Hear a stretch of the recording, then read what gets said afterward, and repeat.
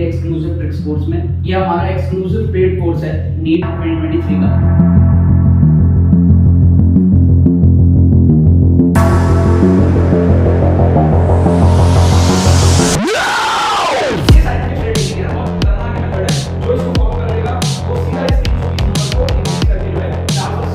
लेकिन ये अपने दिमाग को ट्रिक करने का एक ट्रिक है जिससे कि आप नीट में काफी अच्छा स्कोर करो। हर 10 में से 7-8 क्वेश्चन में आपको ये टेक्निक दिखेगा। आउट ऑफ एवरी 10 क्वेश्चंस आपको 7 से 8 क्वेश्चन में दिखेगा कि ये अप्लाई हो रहा है। डेमोंस्ट्रेशन के मैं आपको लेटेस्ट पेपर्स के 2021 के 2020 के ठीक है क्वेश्चंस आपके सामने लेकर के जो है आपको यहाँ पर दिखाऊंगा।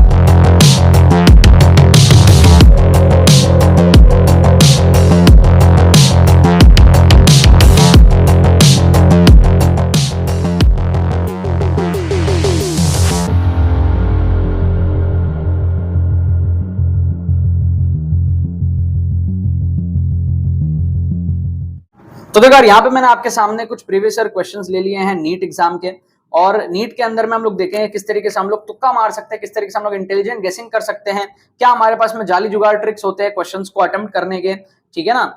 हमें यार हमेशा ये ध्यान रखना है कि अगर हमारा स्कोर नीट के अंदर में मान लो 200 से 500 के बीच में अटक रहा है तो हमें यार ज्यादा क्वेश्चंस और अटेम्प्ट करने ही पड़ेंगे, वरना हमें इस रेंज में अगर हम मार्क्स लाते हैं तो हमें एमबीबीएस के अंदर में गवर्नमेंट कॉलेज नहीं मिलेगा, ये तो फॉर श्योर है। तो आपको क्या ज्यादा से ज्यादा अटेम्प्ट करना रहता है ऐसे सिचुएशन में।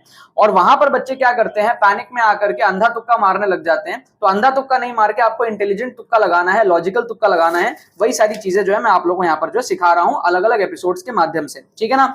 आप लोग अगर चैनल पे पहली बार आए हो ना तो आपको क्या करना है, फ्री प्लेलिस्ट का लिंक आपको डिस्क्रिप्शन में मिलेगा।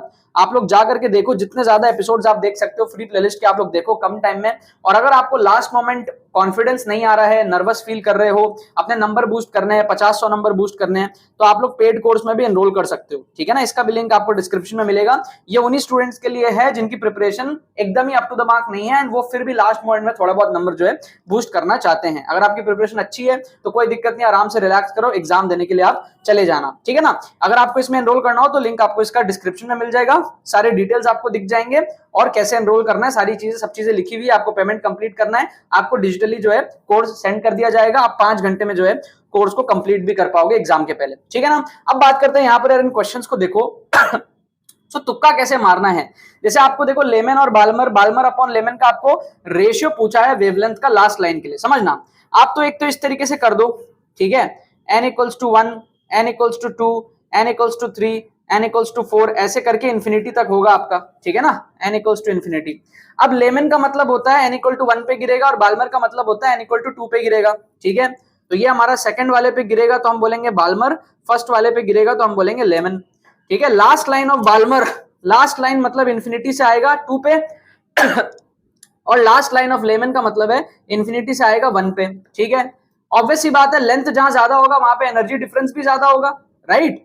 तो हमारे पास में क्या है, एनर्जी ऑफ बाल्मर ये है, गैप जो गैप होगा ना इंफिनिटी और 2 के बीच में, और यहां पर क्या एनर्जी ऑफ लेमन जो हमारा गैप होगा इंफिनिटी और 1 के बीच में। Very clearly the energy of Balmer is less than energy of Lyman. और हमको पता है एनर्जी जो है वो hc/लैम्डा होता है, लैम्डा के इनवर्सली प्रोपोर्शनल होता है। तो हम बोल सकते हैं lambda of Balmer will be greater than lambda of Lyman, है ना। ये जो ट्रांजिशन है इसका लैम्डा इस लैम्डे से ज्यादा होगा क्योंकि इधर का जो एनर्जी है वो इस एनर्जी से कम है, राइट। एनर्जी और लैम्डा इनवर्सली प्रोपोर्शनल। तो हमारा जो रेशियो आएगा ना lambda B upon lambda L का, दैट इज ग्रेटर देन 1, है ना। हमको यही तो चाहिए, रेशियो ही तो चाहिए था वेवलेंथ का बाल्मर अपॉन लेमन में लास्ट लाइन के लिए। तो answer should be greater than 1। तो ये एलिमिनेट हो गया, ये एलिमिनेट हो गया। इन दोनों में से आपको क्या करना है, तुक्का लगाना है। इसको कहते हैं ऑप्शन एलिमिनेट करने का तरीका। जल्दी से अगर आपको क्विकली बिना सॉल्व किए ऑप्शन एलिमिनेट करना, आप इस तरीके से कर सकते हो।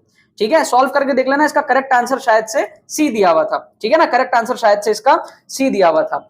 अब बात करते हैं यहाँ पे मान लो आपको नहीं पता फॉरवर्ड बायस क्या होता है, रिवर्स बायस क्या होता है, आपको नहीं पता मान लो। ठीक है ना। तो आप क्या करोगे, यहाँ पर आपको पता है कि यार नीट के अंदर में single correct type of questions होते हैं, एक करेक्ट टाइप होता है आपको नीट में, ये आपको पता है, राइट। तो 4 में से एक ही करेक्ट होगा। आप अगर सिंपल ऑब्जर्वेशन देखो कि यहाँ पे 0 से -2 हो गया मतलब कि वैल्यू घट गई, या -4 से -3 हुआ मतलब कि वैल्यू बढ़ गई, है ना।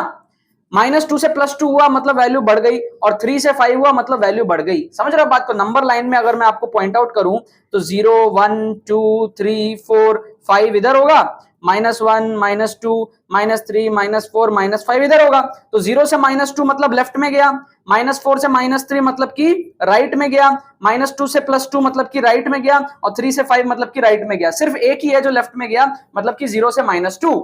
अब फॉरवर्ड बायस डायोड की क्या कंडीशन होती है, क्या होता है, नहीं होता है, क्या थ्योरी पता नहीं, लेकिन अगर आपको तुक्का लगाना है तो आपको फील आ रहा होगा कि आंसर ए होगा, क्योंकि ए जो है वो बाकी तीन से अलग है और single correct type of question होता है, नीट में एक ही करेक्ट होता है। तो बहुत हाई चांसेस है कि हमारा जो आंसर है वो ए होगा, क्योंकि बी सी डी में हम जो पैटर्न देख रहे हैं वो कंप्लीटली ऑपोजिट पैटर्न देख रहे हैं। क्या आपको बात समझ में आ रहा है? तो ऐसे आप इंट्यूशन से भी जो है नीट के अंदर में तुक्का कई बार लगा सकते हो।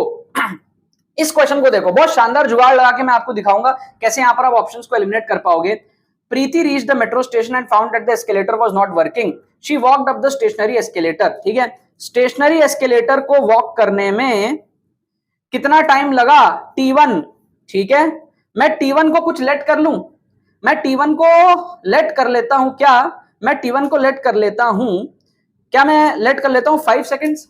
ठीक है, लेट कर लिया ऐसी। अब क्या है, on other days if she remains stationary on the moving escalator then the escalator takes up the time T2।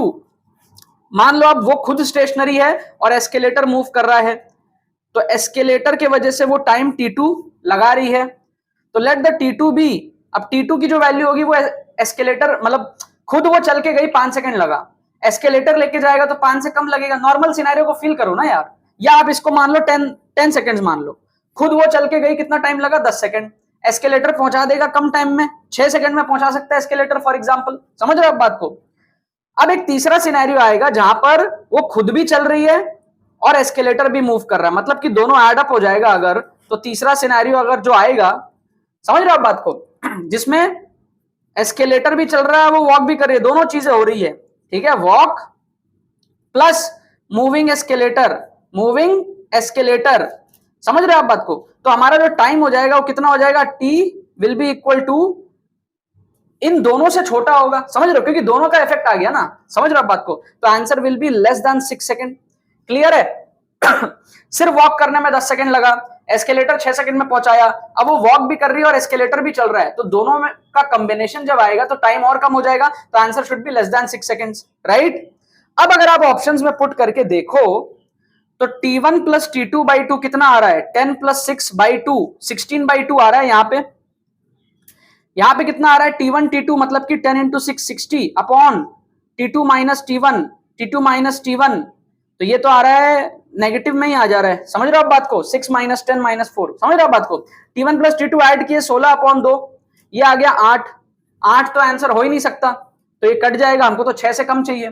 T1 T2 upon T2 minus T1, T1 T2 आ गया 10 into 6 60 upon T2 minus T1 आ जाएगा 6 minus 10 minus 4, ये आ रहा minus 15। Time negative में हो ही नहीं सकता, cut गया।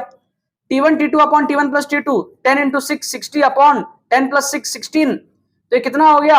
ये 3 पॉइंट समथिंग हो जाएगा, 3 से 4 के बीच में होगा, 3 to 4 के बीच में, क्योंकि 16 4 64 होता है, राइट? और T1 माइनस T2 कितना हो गया? 10 माइनस 6, ये हो जाएगा हमारे पास में 4 सेकेंड्स। ठीक है, तो ये भी पॉसिबल है, ये भी पॉसिबल है, इन दोनों में से आप तुक्का लगाओ, दो ऑप्शन आपके एलिमिनेट हो गए। क्या आपको बात समझ में आ रहा है? यस और नो?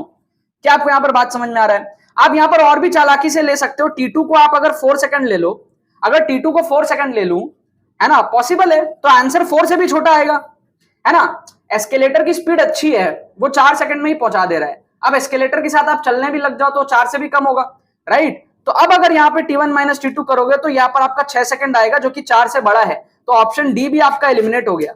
समझ रहे हो? लेकिन T1 T2 upon T2 plus T1 करोगे इसके लिए, तो 10 4 40 upon 10 plus 4 14, this is still coming out to be less than 4 seconds. इसका मतलब the ultimate answer is C, बाकी सारे ऑप्शन एलिमिनेट हो गए।